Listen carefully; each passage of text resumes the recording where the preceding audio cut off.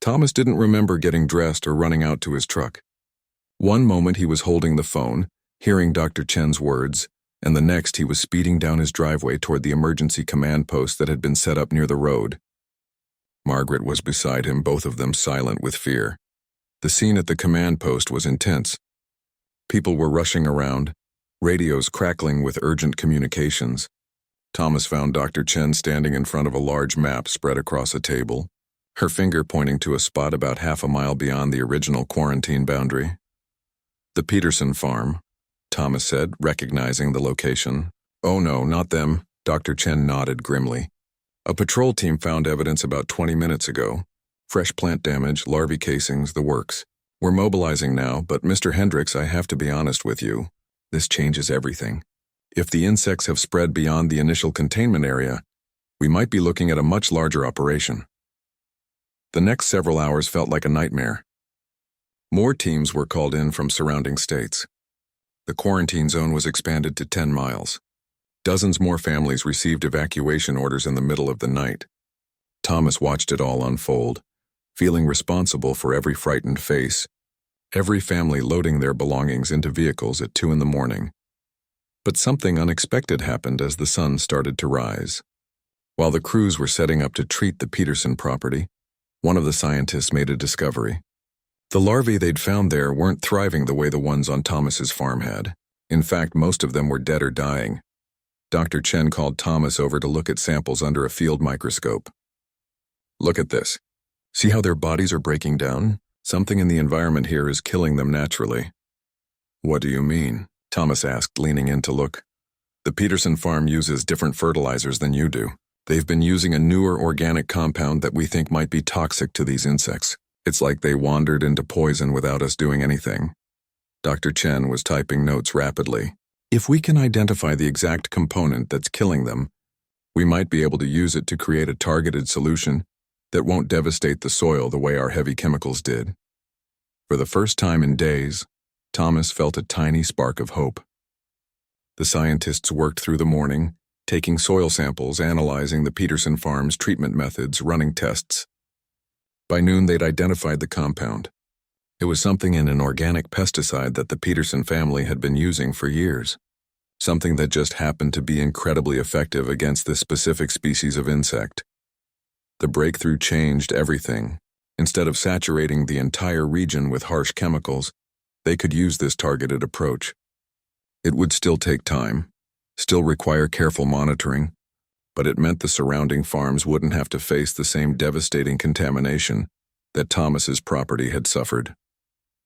Over the next 3 days, teams worked around the clock. They treated both Thomas's farm and the Peterson property with the new compound. They set up monitoring stations every 100 yards for miles around, and slowly, gradually, the threat began to fade. No new larvae were found. No new hatchings were detected. The thermal scans came back clean again and again. On the 4th day, Dr. Chen stood in front of a group of reporters at a press conference. Thomas watched from a distance, not wanting to face the cameras himself.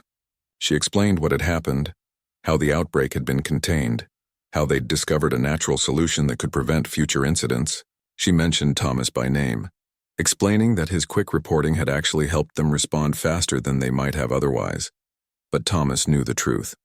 Yes, he'd reported it eventually, but he'd also been the one who brought the egg sac into his barn in the first place. He'd been the one who ignored his dog's warnings, who dismissed his wife's concerns.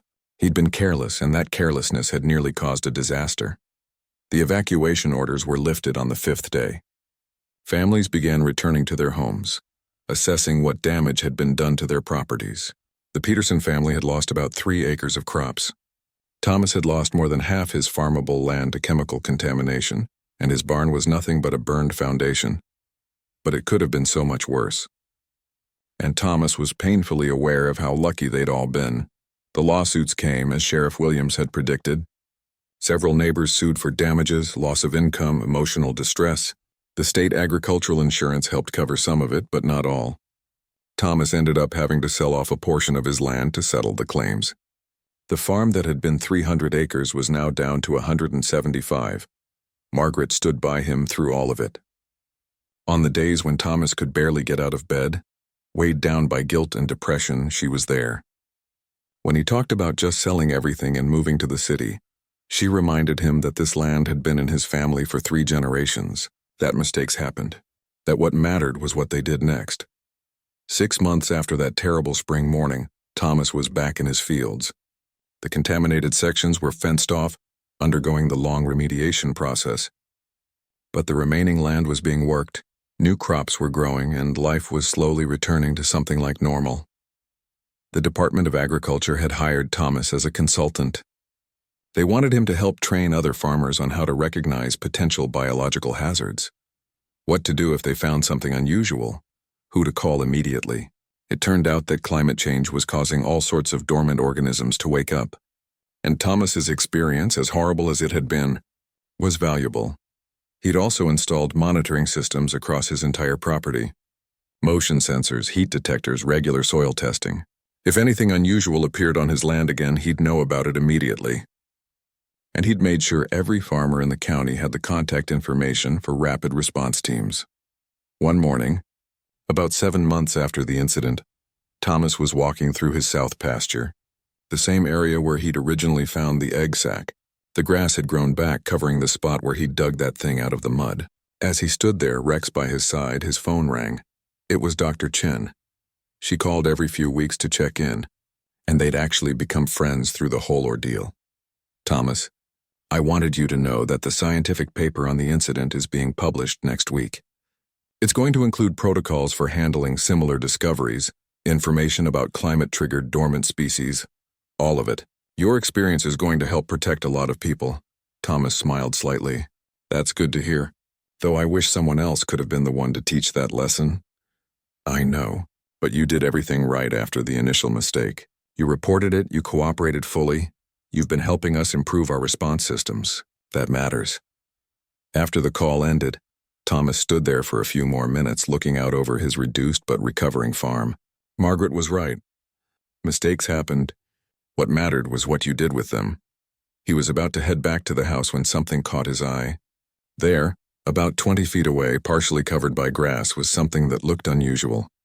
Something round and about the size of a baseball. Thomas's heart jumped into his throat. Then he got closer and laughed, actually laughed for the first time in months. It was just an old softball, probably left there years ago by some kid playing in the fields, but he didn't touch it. Instead, he pulled out his phone and took a picture, then sent it to Dr. Chen with a message. Found something weird in my field. Don't worry, definitely just a softball this time, but checking with you first, just in case. She texted back almost immediately. That's exactly what you should do. Every time, no matter what. Thomas walked back to his farmhouse, Rex at his heels, the morning sun warming his back. The farm was smaller now. His reputation was damaged. His bank account was depleted, but his land was safe, his community was safe, and he'd learned the most expensive lesson of his life. Never assume something is harmless just because you don't understand it. Always ask questions, always get expert advice, and always trust when something feels wrong. As he reached his porch, Margaret came out with 2 cups of coffee. She handed him one and sat down beside him on the steps they'd sat on countless times before. Another day, she said simply. Another day, Thomas agreed. And that was enough. The farm would recover. The soil would heal. The neighbors would eventually forgive, or at least forget. Life would go on, as it always did. But Thomas would never forget the weird ball he'd found in his field, or the disaster that had nearly destroyed everything because he'd been too curious and not careful enough. Sometimes the most ordinary days turn into the most extraordinary disasters. And sometimes, if you're very lucky and you have good people around you, you survive them and come out the other side a little bit wiser, a lot more humble and grateful for every single quiet, ordinary morning that follows. The next few hours were pure chaos. Thomas watched as teams of people in protective gear scattered across his property, with special detection equipment, flashlights cutting through the darkness as they searched for the escaped larvae. The specialists had brought heat-sensing cameras and motion detectors, anything that might help them track down insects that were smaller than a hot dog, but potentially more destructive than a tornado. Dr. Chen was barking orders into her radio, coordinating the search teams while simultaneously making calls to state officials. Thomas heard her mention words like quarantine and evacuation, and felt his stomach twist even tighter. This wasn't just about his farm anymore. This was about to become everyone's problem. Around 2 in the morning, one of the search teams made the discovery everyone had been dreading. They found evidence of the larvae in Thomas's cornfield, about 300 yards from the barn. The young corn stalks in that section had been stripped clean, devoured right down to the ground, and worse, the team found signs that the larvae had already molted once, meaning they were growing and maturing faster than expected. How is that possible? Thomas asked Dr. Chen as they stood at the edge of the damaged section. You said we only lost maybe a dozen of them. Dr. Chen's expression was grim. These insects are incredibly efficient. Each larva can consume many times its own body weight in a single night. And the warmer temperatures are speeding up their life cycle. What used to take weeks in the 1940s might only take days now. She showed Thomas something on her tablet, thermal images from the field survey. We're tracking at least 30 heat signatures now. They've already reproduced. Each female can lay eggs within hours of maturing. If we don't stop this tonight, by tomorrow morning we could be dealing with hundreds. Thomas felt like the world was closing in on him. His neighbor's farm surrounded his property. Good people he'd known for years, families who depended on their crops to survive. And now, because he'd been curious about some weird ball he found in his field, he might have doomed them all. Tell me what to do, he said to Dr. Chen. Whatever you need, I'll do it. Over the next hour, more teams arrived. The Department of Agriculture had mobilized a rapid response unit that specialized in exotic pest outbreaks. They brought truck-mounted sprayers loaded with a cocktail of pesticides and experimental biological agents. The plan was to saturate Thomas's fields, especially the areas where larvae had been detected, and create a chemical barrier around his property to prevent any escape. But there was a problem. Dr. Chen pulled Thomas aside to explain. The chemicals we're using are strong, really strong. They'll kill the insects, but they're also going to contaminate your soil. You won't be able to plant anything in those fields for at least 2 years, maybe longer. Thomas looked out at his land, at the fields he'd worked so hard to maintain. 2 years of nothing growing there. 2 years of no income from those sections. It would be devastating financially. But what choice did he have? Do it, he said simply. The spraying began just before dawn. Thomas and Margaret watched from the porch as massive trucks moved through their fields, pumping out clouds of chemicals that hung in the air like fog. The smell was awful, sharp and chemical, nothing like the clean earth smell that usually hung over the farm in the morning. Rex had to be kept inside because the fumes were dangerous even at a distance. While the spraying was happening, Dr. Chen got a call that made her face go even paler than it already was. She walked over to Thomas with her phone still in hand. We have a bigger problem, she said. The state agricultural office is ordering mandatory evacuations for all farms within a 5-mile radius of your property. And they're setting up a full quarantine zone. Nobody in or out without clearance. Thomas felt the weight of that statement settle on his shoulders. 5 miles. That included the Peterson farm to the north, the Rodriguez family to the east, the Millers to the south. At least a dozen farming families were about to be forced from their homes because of what was happening on his land. They hate me now, don't they? Thomas said quietly. My neighbors. They must think I'm the biggest fool alive. Margaret put her hand on his arm. They don't know what happened yet. And even when they do, anyone could have made the same mistake. But Thomas wasn't so sure. He'd always prided himself on being a responsible farmer, someone who thought things through. And here he'd just grabbed some strange object and brought it right into his barn without a second thought. He'd been careless, and now people were paying the price. By mid-morning, news vans were lining up at the edge of the quarantine zone. Helicopters were circling overhead, filming the operation. Thomas's phone was blowing up with calls from reporters, old friends, distant relatives he hadn't heard from in years. He stopped answering after a while. What could he even say? The search teams continued working through the day, tracking down and eliminating every larva they could find. The good news, if you could call it that, was that the chemical barriers seemed to be working. The insects weren't crossing the treated perimeter. The bad news was that they kept finding more of them. By noon, the count was up to over 50 confirmed kills. Dr. Chen explained that they were getting close to the critical threshold. If they could eliminate all the larvae before any of them reached full maturity and flew off to reproduce elsewhere, they could contain this. But if even a few escaped, If even one pregnant female made it past the quarantine zone, the problem would spread exponentially. That afternoon, Thomas got a visit from Sheriff Williams, a man he'd known for 15 years. The sheriff wasn't in uniform, which somehow made the visit feel worse. This wasn't official business. This was personal. "Tom," the sheriff said, sitting down on the porch steps, "I need you to know that people are scared. I've got families asking me if they're safe, if their farms are going to be destroyed, if they should just abandon everything and leave the area permanently." Thomas couldn't look at him. "I know, I'm sorry, doesn't even begin to cover it, does it?" "No, it doesn't. But I'm not here to make you feel worse than you already do. I'm here to tell you that whatever happens next, you need to be prepared for some hard times.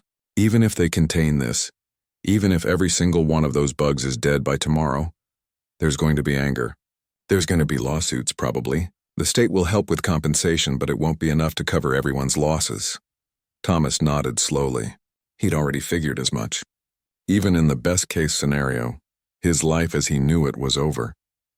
The farm he'd built, the reputation he'd earned, the community standing he'd had, all of it was gone.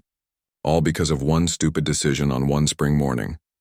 That evening, as the sun was setting, the search teams made what they hoped would be their final sweep of the property. They'd found and eliminated 92 larvae in total. The egg sac in the barn had been incinerated along with everything else in the sealed chamber.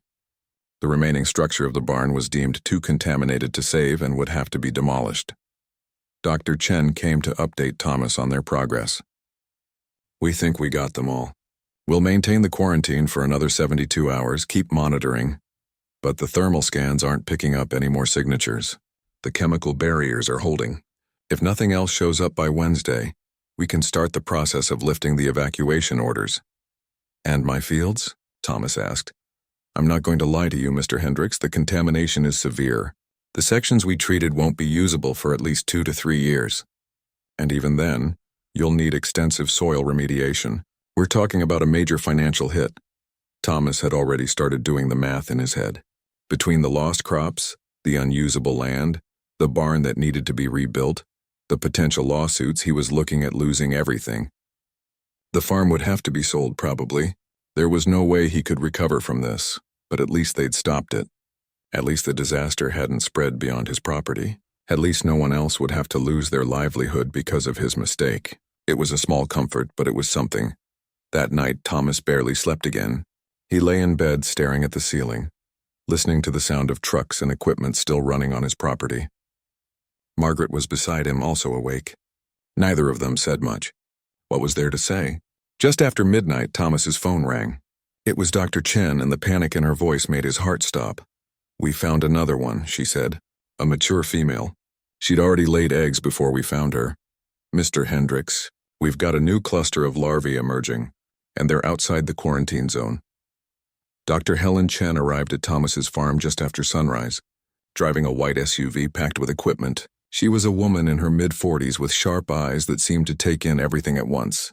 When she got out of her vehicle, she was already pulling on protective gloves and grabbing what looked like a serious camera, and some other tools Thomas didn't recognize. Thomas met her in the driveway, feeling anxious after a mostly sleepless night. Margaret stood on the porch, watching. Dr. Chen shook Thomas's hand briefly, then immediately asked to see the object. There wasn't much small talk. She was all business, and Thomas could tell she was worried about something. "It's in the barn," Thomas said, leading the way. "I haven't touched it since we talked yesterday.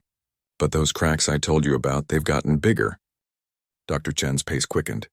When they entered the barn, she stopped about 10 feet from the workbench and just stared at the ball for a long moment. Thomas watched her face carefully, trying to read her expression. What he saw there made his blood run cold. She looked afraid. "Mr. Hendricks," she said quietly, still staring at the object, "I need you to tell me exactly when and where you found this. Every detail you can remember." Thomas went through the whole story again. How he'd been checking his fields after the rain. How he'd spotted it half buried in the south pasture. How Rex had acted strange around it. How it had been changing temperature and making that humming sound. As he talked, Dr. Chen was taking pictures and making notes on a tablet. When he finished, she turned to look at him. "Mr. Hendricks, what you've found is an egg sac. A very old, very dangerous egg sac from an insect species that we thought was extinct." Thomas felt like the floor had dropped out from under him. "An egg sac? Like with bugs inside? Not just bugs, Dr. Chen said, moving closer to the object now, examining it carefully with her camera. This is from a species called the Great Plains devourer. It's not the scientific name, but that's what farmers called them back in the 1940s. They nearly destroyed every farm from here to Kansas before they disappeared. We've only seen them in old photographs and museum specimens. Until now. She pointed at the cracks on the surface. These insects lay their eggs in these protective sacs that can survive underground for decades. The eggs stay dormant until conditions are right. When you dug this up and brought it into the warm barn, you triggered the hatching process. Thomas felt sick. How long until they hatch? Based on these cracks and the temperature readings I'm getting, maybe 48 hours. Maybe less. Dr. Chen was typing rapidly on her tablet now. I need to make some calls. We need to get specialists out here immediately. What happens if they hatch? Thomas asked, though part of him didn't want to know the answer. Dr. Chen looked at him seriously. Each one of these sacs contains thousands of larvae. When they emerge, they're incredibly hungry, and they reproduce fast. Back in 1943, a single hatching like this destroyed every crop within a 20-mile radius in less than 2 weeks. They eat everything. Corn, wheat, vegetables, even tree bark, and they adapted to resist the pesticides they used back then. Thomas's legs felt weak. He leaned against a support beam, but they disappeared. You said they went extinct. We thought they did. The last confirmed sighting was in 1948. Scientists at the time believed that a hard winter killed them all off, but now we know they didn't go extinct. They just went dormant. And the recent weather patterns, the warming temperatures, the heavy rains, all of it created perfect conditions to wake them up. Dr. Chen was already on her phone, calling people and speaking in rapid, technical language that Thomas could barely follow. He heard her mention the Department of Agriculture, something about a containment team, emergency protocols. Every word made him feel worse. Margaret appeared in the barn doorway. Thomas, what's happening? Dr. Chen ended her call and turned to both of them. I need you both to understand how serious this is. If even a few of these larvae escape and reach your fields, we could be looking at an agricultural disaster, not just for your farm, but for every farm in this region. Thomas's mind was reeling. All he'd done was pick up something interesting he found in his field. He'd been curious. How was he supposed to know it would turn into this? I'm so sorry, he said. I didn't know. I thought it was just something strange, maybe valuable. I never thought. Dr. Chen held up a hand. Mr. Hendricks, if you hadn't found this, it would have hatched anyway. Probably right there in your field where you couldn't have done anything about it. At least now we have a chance to contain it, but we need to move fast. Within an hour, Thomas's quiet farm was transformed into something that looked like a scene from a movie. Trucks and vans started arriving, all marked with official government logos. People in protective suits began setting up equipment around the barn. A large tent was erected nearby, full of computers and monitoring equipment. Neighbors started calling, asking what was going on. A couple of reporters somehow got wind of the situation and showed up, though they were kept far back from the property. Dr. Chen explained that a containment team was going to build a sealed chamber around the egg sac right there in the barn. They'd pump in special gases and try to kill the larvae before they could hatch, but she also admitted that they weren't entirely sure it would work. This species had been resistant to chemical treatments in the past, and they'd had 70 years to potentially develop even stronger defenses. Thomas and Margaret were told they should probably leave the property for safety, pack some bags and stay with friends or family until this was resolved. But Thomas refused. This was his farm, his land. He'd caused this problem, even if accidentally, and he was going to see it through. By evening, the sealed chamber was complete. Thomas watched through a window as technicians in full protective gear moved carefully around the egg sac, setting up tubes and monitors. The ball was now covered in those hairline cracks, and even from a distance, Thomas could see something moving beneath the surface. The larvae were alive in there, getting ready to emerge. Dr. Chen found him standing there, staring through the window. We're going to start the treatment in an hour. Pump in a mixture of gases that should kill them. It's our best shot. And if it doesn't work? Thomas asked. She was quiet for a moment. Then we move to Plan B, incineration. We'll have to burn your barn with everything in it at temperatures high enough to ensure nothing survives. Thomas nodded slowly. He'd built that barn with his own hands 20 years ago. But if it meant protecting his community, Protecting other farmers from what these things could do, it was worth it. That night, they pumped the gases into the sealed chamber. Everyone watched the monitors, tracking temperature, movement, signs of life. For a while, it seemed like it might work. The readings showed the larvae inside were slowing down, becoming less active. Dr. Chen allowed herself a cautious smile. But then, around midnight, everything went wrong. One of the technicians noticed it first. A small section of the egg sac, weakened by all the cracks, suddenly ruptured. Not a big break, just a small opening, but it was enough. Through the monitors, they could see larvae beginning to squeeze through the gap. Small, wriggling things about the size of a finger, but moving with terrifying speed. The sealed chamber held most of them back, but somehow, some way, a few found tiny gaps in the containment. Maybe a dozen of them squeezed through before the team could seal the breaches. Thomas watched in horror as the alarm started blaring and people began running around, trying to track where the escaped larvae had gone. Dr. Chen's face went pale as she looked at the tracking data. "They're heading for your fields, the crops. We need to find them now before they start feeding and reproducing." Thomas felt like he'd been punched in the gut. Despite everything they'd done, despite all the precautions and the experts and the equipment, some of those things had gotten loose. And now everything he'd feared was starting to come true. That evening, Thomas found himself drawn back to the barn. He told himself he was just going out to check on the livestock, but really, he wanted another look at that strange ball. There was something about it that he couldn't quite shake from his mind. When he pushed open the barn door, the last rays of sunlight were filtering through the gaps in the wooden walls, creating streaks of golden light across the dusty air. The ball was right where he'd left it on the workbench. But something was different. Thomas stood there for a moment, trying to figure out what had changed. Then he heard it. A very faint humming sound, so quiet he almost thought he was imagining it. He moved closer to the ball and leaned in. Yes, there it was. A soft, almost vibrating hum coming from inside the object. Thomas frowned. That definitely hadn't been there this morning. He picked up the ball carefully, half expecting it to suddenly do something dramatic. But it just sat in his hands, that barely audible hum continuing. He pressed his ear against the smooth surface. The sound was definitely coming from inside, like something was moving or vibrating in there. He set it back down and pulled out his phone, taking a video this time. The humming was too quiet to pick up on the recording, but he documented it anyway.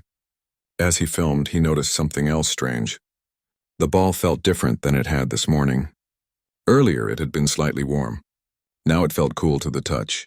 Thomas touched it again just to be sure. Yeah, definitely cooler. Almost cold, actually. What kind of object changes temperature like that on its own? Thomas wondered. He thought about what the geology professor had suggested. Maybe certain minerals could do that? He wasn't sure, but it seemed like the kind of thing a real expert should probably look at. He checked his phone and saw that his Facebook post had gotten even more comments.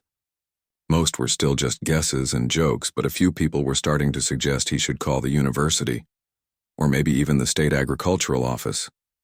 One person had even sent him a private message with contact information for someone in the science department at the nearest university. Thomas copied the number into his notes, thinking he'd probably call tomorrow if nothing changed. Then he headed back to the house, leaving the ball in the barn. As he walked across the yard, he noticed Rex was lying on the porch, but the dog was facing the barn with his ears perked up. The old dog's eyes were fixed on the building like he was watching for something. "You're acting real strange, Rex," Thomas said, reaching down to pet him. Rex barely acknowledged the attention, his focus still on the barn. Thomas had never seen him act quite like this before. Inside, Margaret was watching television in the living room. She looked up when Thomas came in. "How's your mystery ball?" she asked. "Getting weirder," Thomas admitted. He told her about the humming sound and the temperature change. Margaret's expression shifted from curious to concerned. "Thomas, I really think you should get rid of that thing," she said, "or at least call someone official to come look at it. Something about this whole situation doesn't feel right." "I know," Thomas said, sitting down beside her. "I'll call the university tomorrow, promise." But that night, Thomas couldn't sleep well. He kept thinking about the ball in his barn, that strange humming sound, those shifting patterns on its surface. Around 3 a.m, he was pulled from a restless sleep by the sound of Rex barking loudly. The dog was going absolutely crazy, the kind of frantic barking he only did when something was seriously wrong. Thomas jumped out of bed and grabbed his flashlight. Margaret was right behind him as they rushed to the window. Outside, they could see Rex at the edge of the yard, barking furiously in the direction of the barn. The chickens in their coop were making a racket too, all squawking and carrying on like something was threatening them. "Stay here," Thomas told Margaret, though he knew she probably wouldn't listen. He pulled on his boots and headed outside with his flashlight. Rex ran to him immediately, still barking, then ran toward the barn and back to Thomas like he was trying to get him to follow or maybe trying to warn him to stay away. Thomas couldn't tell which. The barn door was still closed just as he'd left it. Thomas approached slowly, his heart beating faster than he wanted to admit. He pushed the door open and shined his flashlight inside. Everything looked normal. The ball was still on the workbench. The livestock in their stalls were restless but okay. Nothing seemed out of place, but the temperature in the barn felt off. It was warmer than it should be. Not drastically, but noticeably. The spring nights in Montana were still pretty cold, and the barn was usually chilly at this time of night. But now it felt like someone had been running a heater in there. Thomas walked over to the workbench and examined the ball with his flashlight. It looked the same as before, but when he carefully touched it, he jerked his hand back immediately. It was hot. Not burning hot, but warm enough to be uncomfortable. Earlier that evening it had been cold. Now just a few hours later it was giving off heat like it had been sitting in the sun. This was definitely not normal. Thomas backed away from the workbench, his mind racing. What had he brought onto his property?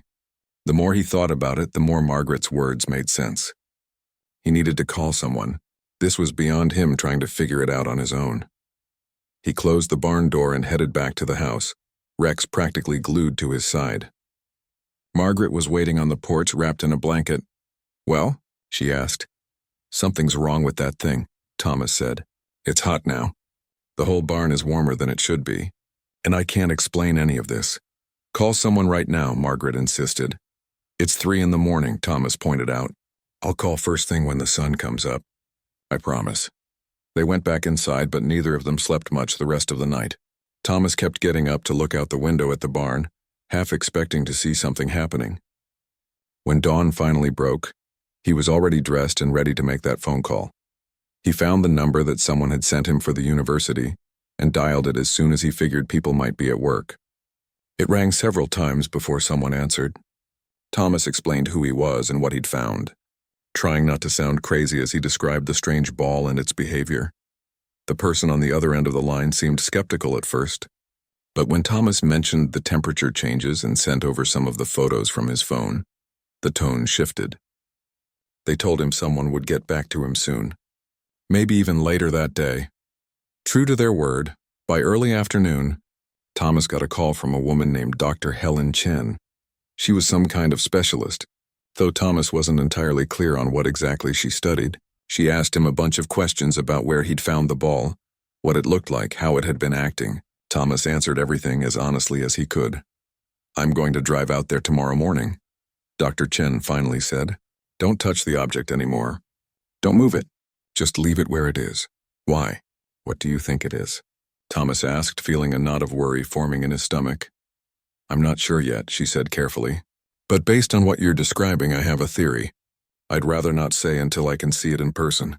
But Mr. Hendricks, I need you to take this seriously. Keep people and animals away from your barn until I get there." After he hung up, Thomas felt worse than before. The way Dr. Chen had spoken, the seriousness in her voice, it all made him realize that maybe this was more than just an interesting find. Maybe this was actually dangerous. He went back out to the barn, keeping his distance from the workbench this time. The ball was still sitting there, looking innocent enough. But now he could see something he hadn't noticed before. There were very fine cracks beginning to form on the surface, tiny hairline fractures spreading across the smooth exterior like a spiderweb. Thomas's stomach dropped. Whatever was inside that thing, whatever was causing all these strange changes, it was getting ready to come out, and he had a terrible feeling that when it did, everyone was going to wish he'd left that ball buried in the mud where he'd found it. Thomas Hendricks had been farming the same piece of land in Montana for over 25 years. At 52 years old, he knew every inch of his 300 acres like the back of his hand. He could tell you which sections flooded first after heavy rain, where the soil was richest, and which corners always seemed to grow the healthiest crops. This morning was like any other spring day, or so he thought.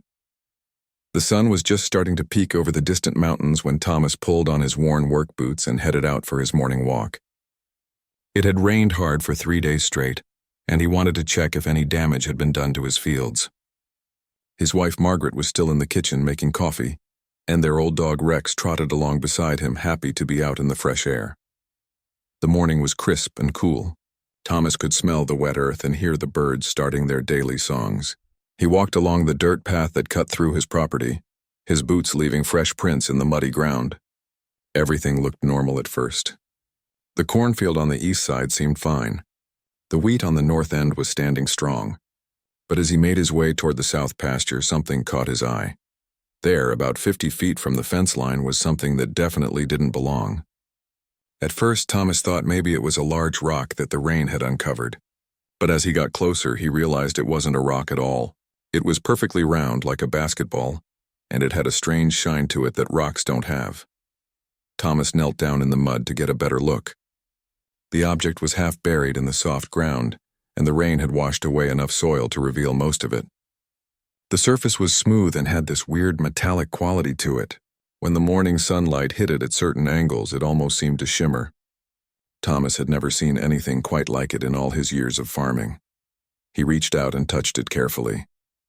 The first thing he noticed was that it wasn't as cold as he expected. The ground around it was pretty chilly from the night air, but this thing felt slightly warm. Not hot, just warmer than it should be. The second thing he noticed was how light it seemed. When he tried to pull it from the mud, it came out easily, much easier than he thought it would for something that size. Thomas turned the ball over in his hands, examining it from every angle. The surface had these very faint patterns on it, almost like someone had carved designs into it, but so subtle you could barely see them. He rubbed some of the remaining mud off with his thumb, trying to get a better look. The patterns seemed to catch the light in strange ways, almost like they were moving, though Thomas figured that was just his eyes playing tricks on him. Rex, who had been sniffing around nearby, suddenly stopped what he was doing and looked at the ball. The old dog's ears went back and he let out a low whine. Thomas found that odd. Rex wasn't the type to get spooked easily. He'd been around farm equipment, loud machinery, and all sorts of things without batting an eye, but something about this ball was making him nervous. "It's all right, boy," Thomas said, trying to reassure the dog. "It's probably just some old piece of equipment from years ago. Maybe something from when the Johnson family owned this place." But even as he said it, Thomas wasn't entirely convinced. He'd found plenty of old junk on his property over the years. Rusted tools, broken parts from tractors, even an old wagon wheel once. This didn't look like any of that. This looked new, or at least well preserved. And it definitely didn't look like anything he recognized. Thomas decided to take it back to the barn to examine it more closely. He tucked the ball under his arm and started walking back toward the farmhouse. Rex followed, but kept his distance from the object, which Thomas thought was pretty funny. The dog had once chased off a bear that wandered onto the property, but this weird ball had him acting like a scared puppy. When he got back to the house, Margaret was sitting on the porch with her coffee. She looked up as Thomas approached, and her eyes immediately went to the strange object under his arm. "What on earth is that?" she asked, setting down her cup. "Found it out in the south pasture," Thomas replied. "Rain must have uncovered it. I have no idea what it is." Margaret stood up and walked closer to get a better look. She reached out like she was going to touch it, but then pulled her hand back. "It looks weird," she said. "Kind of gives me the creeps, actually." Thomas laughed. "You sound like Rex. He wouldn't go near it either." "Maybe you should listen to the dog," Margaret said, only half joking. "Animals can sense things we can't sometimes." Thomas shook his head. "It's probably nothing. Just something interesting. I'm going to clean it up in the barn and take some pictures. Maybe post them online and see if anyone knows what it is." He walked over to the barn with his mysterious find. The old wooden structure had been there longer than Thomas had owned the farm. Inside, it smelled like hay and oil and all the familiar scents of farm life. He found a clean spot on his workbench and set the ball down, then grabbed the hose to rinse off the remaining mud. As the water ran over the surface, Thomas could see those patterns more clearly now. They were definitely intentional, not just random marks. They seemed to form some kind of design, though he couldn't make out what it was supposed to be. The weird thing was, when he moved his head to look at it from different angles, the patterns seemed to shift slightly. He blinked and looked again. Maybe the water was just reflecting light in strange ways. After drying it off with an old towel, Thomas pulled out his phone and took several pictures from different angles. The ball really did look unusual. He opened up his Facebook app and posted the photos to a local farming group he was part of. "Found this in my field after the rain. Anyone know what this might be?" he typed out. Within minutes, comments started rolling in. Most people were just as confused as he was. Someone joked that maybe aliens had left it behind. Another person suggested it might be a weather balloon. One guy thought it could be some kind of art installation that washed down from somewhere upstream. But one comment stood out. A man who said he used to teach geology at the state university suggested that it could be a rare mineral formation, and that Thomas should probably have it examined by an expert. Thomas read through all the comments, chuckling at some of the more creative theories. But that geology professor's comment stuck with him. Maybe it was something rare, maybe it was actually valuable, or maybe it was just a weird piece of junk that happened to look interesting. Either way, he figured it couldn't hurt to find out more. He left the ball on his workbench and headed back to the house for breakfast.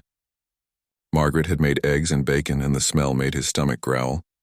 As he sat down to eat, he told her about the comments on his post and the suggestion to have it examined. "Are you going to?" she asked. "Maybe," Thomas said between bites. "Let's see if anyone else has any ideas first. It's probably nothing important." But something in the back of his mind told him that maybe, just maybe, this strange ball was something more than nothing. He just had no idea how right that feeling was, or how much he would come to regret bringing it back to his barn.